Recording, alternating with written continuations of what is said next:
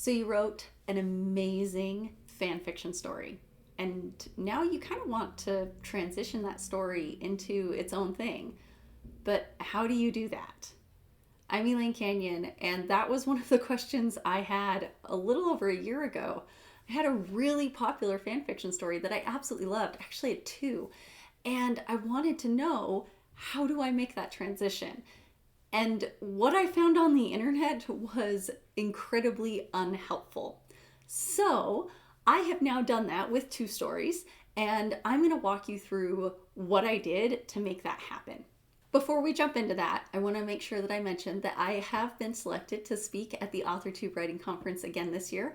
Last year I spoke on discovery writing, and this year I'm going to speak on my process of writing with autism and being neurodivergent, and just some of the things that I've learned over the course of nearly 10 years of writing in this headspace, and how I've learned to kind of shift it so that it's more of a help to me as opposed to a hindrance, because that's always the goal, is we want to take whatever life gives us and make it something that is beneficial as opposed to something that drags us down. So if that's something you're interested in, make sure that you hop over to SD Houston's channel or visit the authortubewritingconference.com, and all of that's going to be linked down below. But I hope you'll join me. I'm super excited. That is June 28th, 29th, and 30th. I believe I've got those dates right. If I've got them wrong, they're going to show up here correctly. But I really hope to see you there, and it's going to be a blast. It'll be live here on my channel. That'll be the video for the end of June. I might do a quick little live stream to just check and make sure that everything still works and everything's set up, so you can keep an eye out for that too if that interests you. So let's jump in to shifting a fan fiction book into an original book. This is not a super uncommon thing. You see this happen with 50 Shades of Grey. I think that's probably the most popular. E.L. James was writing Twilight fan fiction, and then she shifted that into what we know today as the 50 Shades of Grey. And there are a lot of other authors that, if you're super interested in it, you can tell me down in the comments. I've got a whole list of them. But the most popular one that you hear about is that 50 Shades of Grey started as Twilight fan fiction. And most people know both of those franchises well enough that they understand the concept. So let's talk about what you want to do when you have a fan fiction story and you want to shift it into an original fiction story. Larry Correia, who's a really popular author in the urban fantasy world, talks about scrubbing the serial numbers off. And I'm going to use that phrase a lot as we go through here. So there's three different places that you can have serial numbers, so to speak, on your fan fiction story. You're either taking the author who created the original world, you're either taking their world, you're taking their plot, or you're taking their characters. So those are the three things that when you write a fan fiction story, you're pulling either from one or multiple of those things. I wrote in Harry Potter fan fiction, so I'm going to use that as an example, and I'm going to talk you through the story that's coming out this fall and how it moved out of a fan fiction story and into an original fiction story. So I'm going to call it Pirates, because that was the working title for it when it was a fan fiction, and that was the working title for the original story too, as I rewrote the fan fiction. And in that one, I had taken Harry Potter characters, and I had kept very similar backgrounds and backstories. And then I had completely redone the world. So the world building was my own, and I kept mild nods to the plot of Harry Potter in a very, very loose sense. So the serial numbers I had to scrub off were the characters, 100%, because I had literally pulled characters out of J.K. Rowling's world and put them in my own world. And then I needed to scrub out certain serial numbers from the plot because they were vaguely there. You could recognize Harry Potter things in the plot because it's a fan fiction, and that's the point of it. We read it because we want to see characters we love in new situations, or we want to see the world we love with new characters, or we want to see a reimagining of the plot of what if this had happened instead. So I took the characters and I completely shifted their backstories and their goals. That was the main thing I did, was I went back and I said, okay, wait a minute. Why are these characters doing these things, and how are they doing it? And then I had to shift the plot. So to give you a really quick explanation, In Pirates, the fan fiction, Harry Potter and Ginny Weasley come together to kill an evil king who happens to be named Tom Riddle. That's essentially what happens.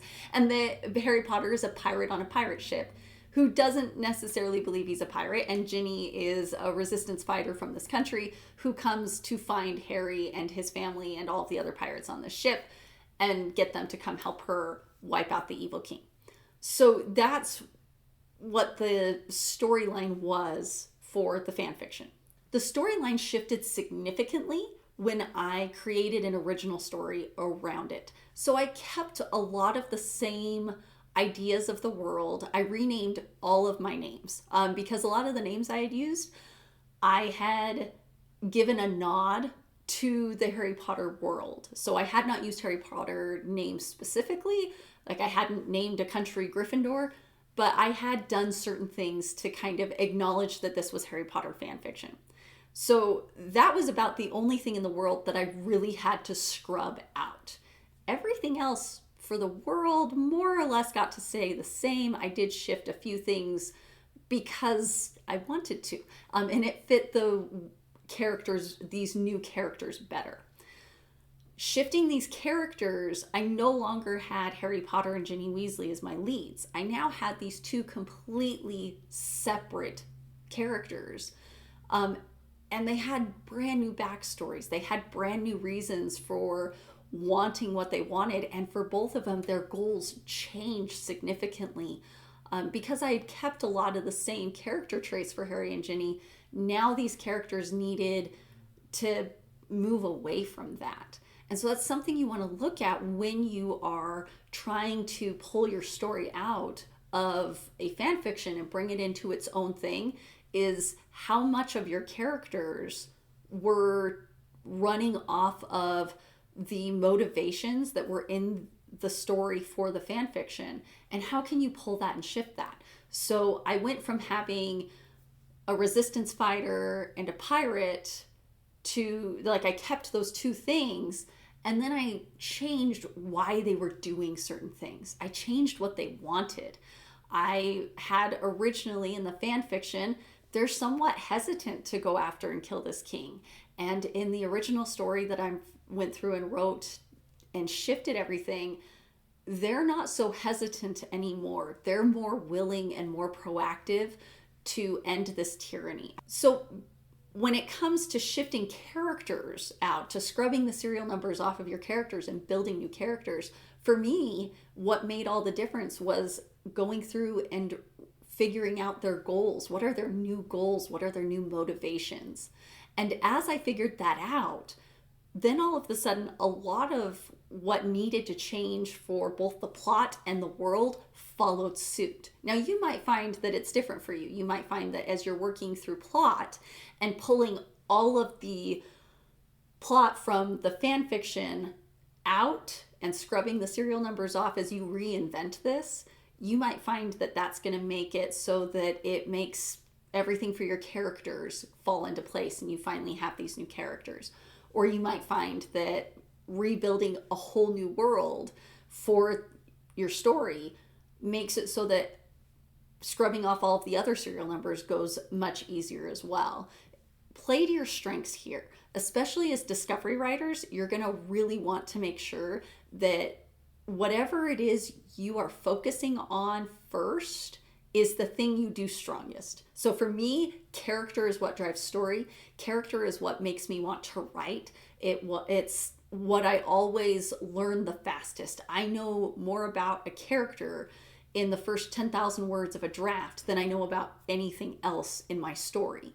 And that's what drives my story as I learn about these characters. So for me, that's where I started. And scrubbing the serial numbers off of the characters and creating something new that could stand on its own apart from the Harry Potter story I had written made all the difference for everything else. It made everything else go faster. So those three things are what's going to make all the difference for you. Now, here's the thing. If you're an outliner, this probably is a little bit easier, depending on how much you outline, being able to go back and shift the story and create a new outline with a new story and incorporating everything for new characters and new world, whatever it is that you've done. That seems reasonably straightforward to me. I'm not an outliner. I don't know. If you're an outliner watching this, by all means, tell me in the comments because I have no clue. But if you're a discovery writer, this is where a lot of discovery writers that I've talked to who have been interested in doing this, they get really worried because they've already written the story technically. And for me, that was a problem too. When I started trying to just rewrite chapters out of this fan fiction story and make shifts happen, I found that I couldn't do that. My brain wasn't into it because I had already written this story. Why was I going through and trying to write it again? And when I realized that that's what was going on, I actually just went to a blank document. I went back to my strengths. I went back to what makes things easier for me. And so a little bit, I was almost planstering the story as opposed to pantsing it, because I had shifted these characters so far out of the Harry Potter world so that they could stand on their own 2 feet as my characters and not Rowling's characters, that being able to start and have kind of a basis of, okay, I know I've got a pirate, I know I've got a resistance fighter, I know now that she has a secret that she's trying to keep. That actually was easier to sit down at a blank page with that little bit of scaffolding that I had created and write through. So the original fiction piece that I wrote based off this fan fiction sits at about 80,000 words, and I wrote it in, I think, just over 8 weeks, because it was just so fast to be able to say, oh, well, I already have an idea of where this is supposed to go, and then let my mind just run with it and incorporate the things that I wanted to incorporate and lose the things I didn't want to keep. The one thing with that is when I got to the end of it, it needed more editing than most of my drafts do, because I was still finding a lot of bits and pieces from the fan fiction sprinkled in that my brain hadn't quite let go of. So that took a little bit more time. There were certain threads throughout the entire book that I actually had to pull out. And it took time to pull all those threads out and shift them and make everything cohesive again. So keep in mind as you're writing that if you're a discovery writer, it might just be easier to start with a blank page and have that little bit of scaffolding you've built for yourself. So to bring this back, because I recognize that I wander when I talk about these things, especially if I have an example to walk you through that I used. To bring this back, you have to scrub the serial numbers off of anything to do with the fan fiction, and that usually comes in those 3 categories: the world, the plot, and the characters. So keeping in mind that when you're rewriting a fan fiction and bringing it into original fiction, those are the main things to focus on. Now, after you've gone through and pulled that off, depending on what you want to do with the story, this is where I would start bringing in things like understanding tropes of your genre, being able to identify your genre, making sure that you're incorporating things that are going to help make your book successful in whatever form you're trying to find success with it. So for some people, that's being able to sell it. And so if you want to sell it to a traditional publisher, then you're going to need to make sure it has the elements that a traditional publisher is looking for in your specific genre. If you're wanting to self-publish it, making sure that you know your genre and what is currently working in that genre, or at the very minimum, have a really good definition of what you're doing that can be used to communicate with potential readers of, hey, this is exactly what this book is. And then I'm going to end with, don't be afraid to say that you started in fan fiction, or to say that a book has been converted from fan fiction into original fiction. I was at first, and I had another writer who mentioned to me that it wasn't worth downplaying experience I had just because that experience didn't fit the mold of what I thought was actually writing. fan fiction is its own form of writing. It teaches you a lot of things. And yes, you can find a lot of bad fan fiction out there because anybody can write it. And I think that's part of what I love about it most is anybody can come and share in the joy that a story brought. And in the end, isn't that what we're trying to create as writers? Is a story that people enjoy so much they don't want to let it go.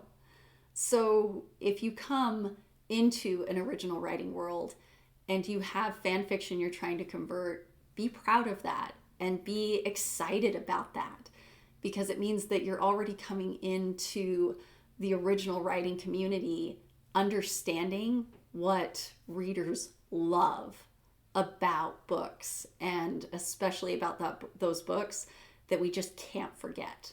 Don't forget, I will be at the AuthorTube Writing Conference at the end of June. Dates are here because I don't know if I remember them correctly.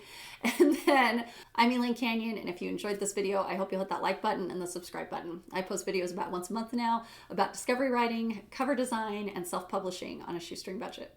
Hope to see you again soon.